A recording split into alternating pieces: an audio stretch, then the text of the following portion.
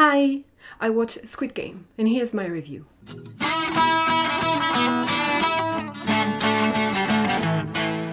Squid Game is a Netflix Korean drama, consisting of 9 episodes of 16 minutes. This drama tells the story of 456 people who find themselves embarked in this kind of deadly kid game to kind of pay off their debts. The price? A huge amount of money.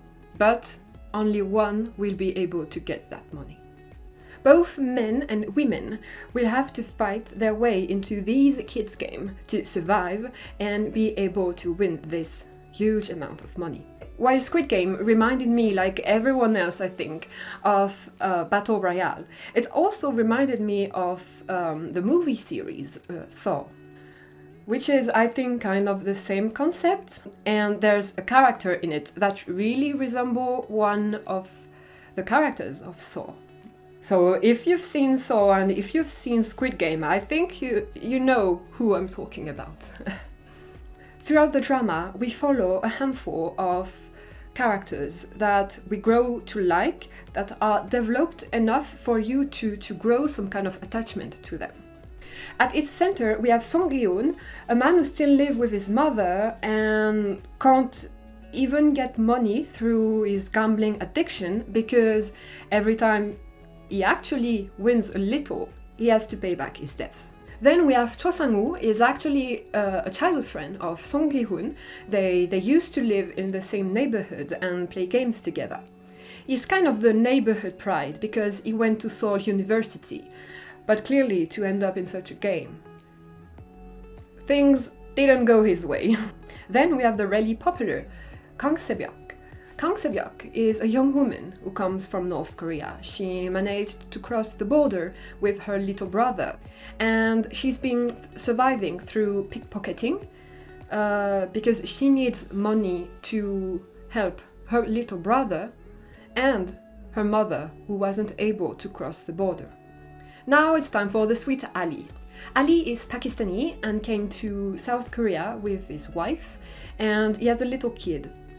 Thing is, his working conditions are really poor, his boss doesn't pay him, but again, he too has to gain money for his family. So this is how he finds himself in this game. Also, this guy is the cutest and the sweetest and the most pure. Really. I think he's my favorite character. Then we have Hwang Jun, a young policeman who's been looking for his older brother that's been missing for a while. And thanks to a meeting and actually a few clues, he finds himself embarking in this infiltration of the Squid Game. Then as the last top big character, we have Oh In-nam. He's got a brain tumor and actually doesn't have that much long to live. He kind of becomes friendly with Gi-hoon pretty early on, and they kind of stick to the same side the whole time. And another 3 characters I want to mention, because we do follow them too. One is Ji-young. She's around the same age as Se-byuk, and we get to know her a bit later in the show. That's why I didn't put her in the main characters. But she clearly serves an important role in the drama, and she also shares a very beautiful moment with Se-byuk. And finally, the other 2 I want to mention are characters that are actually pretty important. We follow them since the beginning. They are introduced pretty early on, but I don't think anyone got attached to them because clearly they are like the baddies. So we have An Min-yeol. She seems like a woman who's pretty much ready to do anything for someone's protection, to be on someone's side, to not find herself alone. And finally, there's Jang Dok-soo. There's nothing to like about this guy. He's a criminal and he kind of walks on everyone in this game. So now, my opinion. I really enjoyed this drama. I wasn't actually going to watch it in the first place, because first time I heard the name Squid Game, for some reason I thought it was going to be some kind of Korean remake of the Chinese drama Go Go Squid, because Go Go Squid is about gaming, and the name Squid Game, of course, reminded me of this. Then I saw a picture, but it didn't look like it was going to be this kind of survival show, because I actually really like survival. Usually things a bit more with end of the world type of things, zombies, disease and such. But I also like this kind of survival. Then it aired, and seeing the popularity, my little sister wanted to try it. But since she doesn't like everything that's bloody and kind of gory, she asked me first if I could watch it, to tell her then if it was safe to watch. So that's how I got to watch the drama. I actually finally went to see what it was really about, and then I was really excited to watch it. And I ended up giving it a 9 out of 10 stars. I considered giving it more, like 10 stars out of 10, because really there's nothing I didn't really like in this show. Maybe the OST, well, it participated well in the whole atmosphere of the drama. It's not really the kind of OSTs I like. I'm not going to go and search for the music. So apart from that, there's really nothing I have to say about this drama. Maybe just one thing with the cop, but I'll come back to that later. But I just didn't feel like putting it on the same level of my 10 stars and 9.5 stars dramas. Because while I really enjoyed it, it was really good and I will probably rewatch it again, it didn't make me feel really anything special like my really top tier drama do. So now I'm actually going to go for a little spoil part. Hopefully I'm gonna make it little, but spoil part. So if you haven't watched it, which I doubt, but if you haven't, don't continue with what I'm going to say. So the little thing I wanted to mention with the cop is actually how it was easy to infiltrate. In the sense that it feels like it was a really happy coincidence that he managed to be trailing red worker number 29. There are so many workers, he could have trailed any one of them, but he did trail the right one. So you can see it as a bit of a how to make it easy. But at the same time, I can't really blame them, because if you think about it for a second, with how strict the rail workers have to live, they have literally no liberty, no freedom. So how would he manage to become 29 if he was, for example, number 3? It would be impossible for him to switch. Or maybe, like it happened with the square guy, but then it would be always the same thing and people wouldn't like it. They would find it too easy too. So I can't blame them, but I can't help thinking that it's a happy coincidence. Also, I can't blame them because I really liked seeing what's going on behind, inside the game, not just from the player's point of view, but from the people making the game. Because that's actually something you never really see. Maybe you see sometimes the higher-ups, you see the big bad guy, but that's it. You don't really see how things work. And I really enjoyed to see it. It was actually really interesting. And to know that actually the red workers don't seem to be here because they want to. I wonder why they're here though. I hope we'll have an answer one day for this, but that's not sure. And this drama also has good tension. And I think the reason why they managed to do this is because they managed to make us really care for more people than just the main character. They seem to think that there can be more than one winner in this game. For example, Ki-hoon wants to win the game with Kang Se-byuk. So I'm not 100% sure they get it, that only one person is going to survive. But the fact is, only one person is going to survive, and as watchers, we know it. So if you only care about the main character, then there can't be good tension, because you don't care whoever dies. And I think that's a problem sometimes with other survival shows and movies, is they don't manage to make us really pay attention to the side characters. They just stay side characters. In this drama, although Ki-hoon is still clearly the main character because we really follow the story from his point of view, all of them that I mentioned are still main characters. You don't really consider them like side characters at all. So yeah, it makes the tension incredible because you're always nervous and stressing for the characters you like the most. Because honestly, almost all the deaths in this drama are heartbreaking. I think, like everyone else, episode 6 broke my heart with Oil-nam, Ali, and Chi-young. The three of them really broke my heart in different ways. Oil-nam to let his gamble win. Chi-young because she has nothing if she goes out of this place, she has nothing to go back to, while Kang Se-byuk does, so she lets her win. And Ali who dies because he trusted someone too much and he was a bit too naive and too nice and he died of it. But there's also Se-byuk's life later on that really made me cry a lot. I actually didn't think I would cry this much for Se-byuk because while I liked her as the main character, I wasn't too attached to her.